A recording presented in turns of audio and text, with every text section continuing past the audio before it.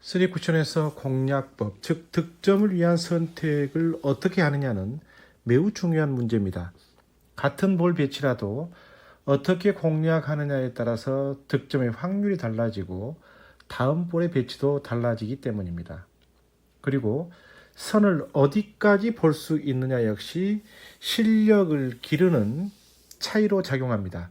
단순히 3쿠션까지만 보느냐 아니면 4쿠션, 5쿠션, 6쿠션 때로는 그 이상의 쿠션까지 연장선을 볼 수 있느냐에 따라서 득점의 확률과 득점의 방식이 달라지는 겁니다. 또 하나 재회전뿐만 아니라 역회전의 활용을 어디까지 그려낼 수 있느냐입니다. 흔히 리버스 엔드라고 부르는 진로의 경우에 재회전이 아니라 역회전을 마지막에 이용하는 진로죠. 무심코 쳤는데 실수로 득점이 되는 것을 보고 이것을 이용해서 득점 연습을 하는 것이 발단이 아마도 됐을 겁니다. 누군가 처음에는 플루크샷으로 성공시켰던 길들이 이제는 현대에 와서는 보편화된 득점 공략법이 된 것이죠. 오늘은 이렇게 처음에 익숙하지 않은 그냥 보면 놓치기 쉬운 선들의 확인을 통해서 응용력을 기르는 요령을 여러분과 함께 공유하고자 합니다. 이와 같은 볼 배치가 있습니다. 노란 볼을 선택해서 앞돌리기도 가능하고 빨간 볼을 일적구로 해서 수구의 왼쪽으로 짧게 공략하는 방법도 있습니다만 또 다른 진로가 있습니다. 빨간색을 일적구로 해서 제각 돌리기를 활용해 7쿠션 또는 8쿠션 라인에 있는 이적구를 공략하는 방식입니다. 제각 돌리기를 회전을 많이 주고 평소처럼 편하고 느슨한 속도로 진행시켜버리면 설령 수구가 3쿠션 이후에 코너를 돌아 나와도 6쿠션 이후에 이처럼 짧게 진행이 될 수가 없습니다. 당점과 회전 속도의 변화가 함께 이루어져야만이 짧아지는 효과가 커지는 거죠. 수구의 진행을 7쿠션 라인 이상으로 많은 쿠션으로 진행시키려면 일단 두께는 얇아야 합니다. 일적구의 두께가 얇을수록 수구의 힘이 실리기 때문이죠. 당연히 회전은 적을수록 짧아지겠죠. 또한 이 같은 볼 배치에서는 상단성 당점을 활용하고 쿠션으로 진행하는 수구의 속도를 높여줄수록 당구대의 3쿠션 코너각에서 발생하는 효과를, 짧아지는 효과를 극대화시킬 수가 있습니다. 코너의 반발력을 활용해서 진로를 좁혀주면서 일반 속도나 회전으로 나오기 힘든 짧은 각을 만들어내는 겁니다. 앞돌리기나 뒤돌려치기에서 코너를 돌아 나오면서 수구가 확 돌면서 짧게 진행되도록 할 때는 이 같은 원리를 모두 이용하시면 됩니다.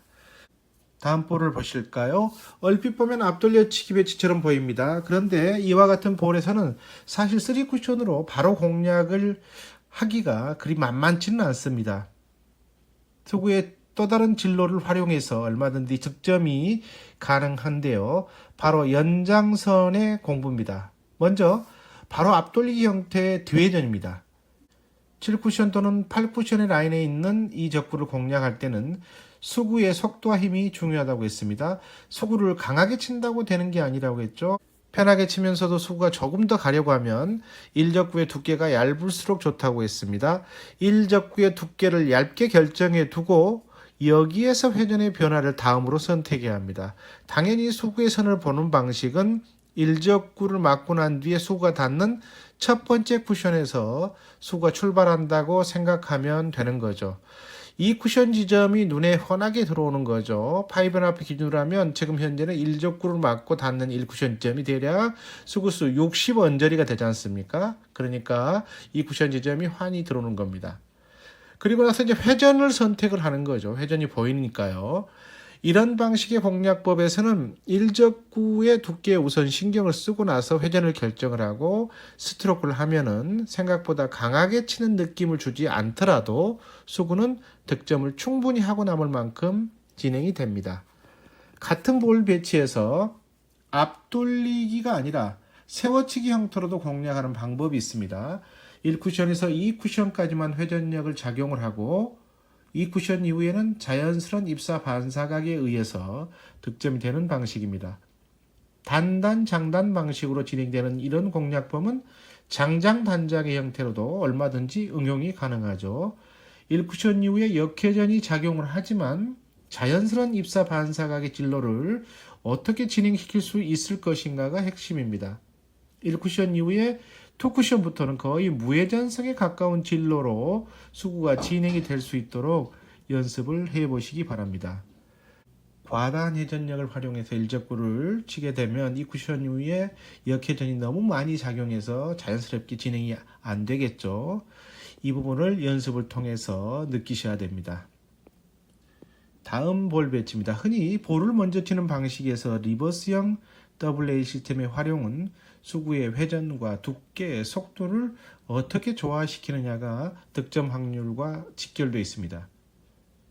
일적구를 맞고 난 뒤에 닿는 1쿠션 지점에서 보면 흔히 구장에서 접시라고 부르는 AA 시스템의 선이 눈에 들어옵니다. 수구가 빈 쿠션 치기와는 달리 일적구를 맞고 난 뒤에 이동을 하기 때문에 수구의 힘이 어떻게 작용하느냐에 따라서 진로가 완전히 달라집니다. 2.5팁 이상의 회전을 주고 현재와 같은 배치에서 상단 당점으로 일적구를 두껍게 치면서 밀어내는 효과, 즉 전진력을 주는 방식으로 수구를 빠르게 진행시켜서 장축 1쿠션으로 보내면 장축 1쿠션에 맞고 난 다음에 단축에서 2쿠션 이상이 맞으면서 득점이 됩니다.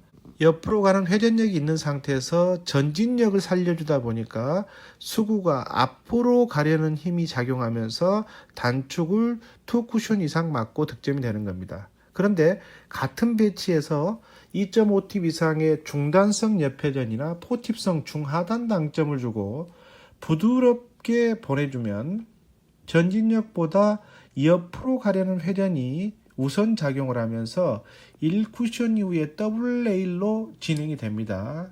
그리고 이렇게 멋지게 득점이 됩니다. 회전력과 스트로크의 조화가 적절하게 이루어져야 하기 때문에 이 같은 감각을 키우는 게 매우 중요합니다. 길을 알고 있더라도 당점, 회전, 속도, 두께 등 다양한 것들 중에 한두 가지만 달라져도 수구의 진로가 틀어지기 때문입니다. 또한 같은 배치에서 하단성을 더 주고 회전력을 살려주는 느낌으로 보내버리면 말 그대로 리버스 형태로 득점이 되기도 합니다.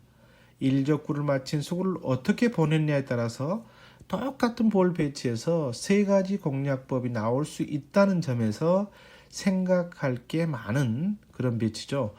이 같은 원리는 단장으로 이어지는 방식에서도 똑같이 적용이 됩니다.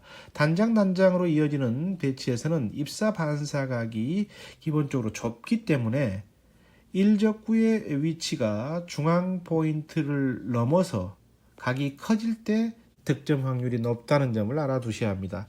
흔히 수구가 길어지는 각도에 빠져 있고 파이브나비 시스템 수구의 출발이 50 정도에서 출발하는 선에서 1쿠션이 장축이 아니라 코너 쪽 단축에 맞았을 때 이 같은 진로 형성이 잘 됩니다.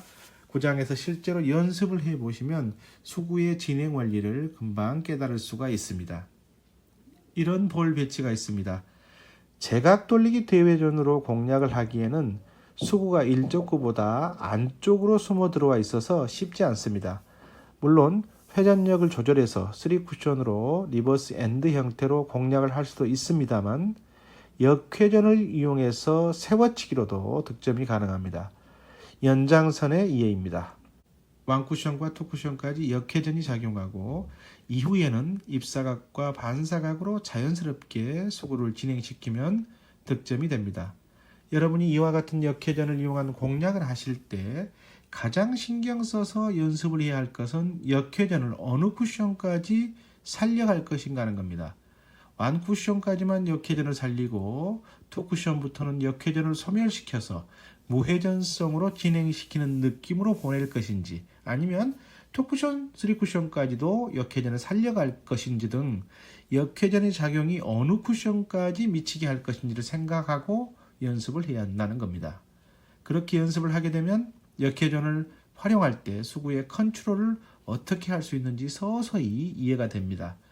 또 하나 이런 선택을 할 때 보셔야 하는 것은 득점이 될 때의 일적구의 두께와 위치입니다. 수구가 득점이 될 때 일적구가 어떤 두께로 맞아서 어떤 진로로 이동했는지를 기억하시기 바랍니다. 실제로 같은 배치에서 역회전을 주고 수구를 보내면서 일적구를 득점이 됐을 때 서 있던 곳으로 보내는 느낌으로 보내면 훨씬 더 득점 확률이 커진다는 사실을 알 수 있을 겁니다. 3 쿠션은 즐겁습니다. 아하, 3 쿠션입니다.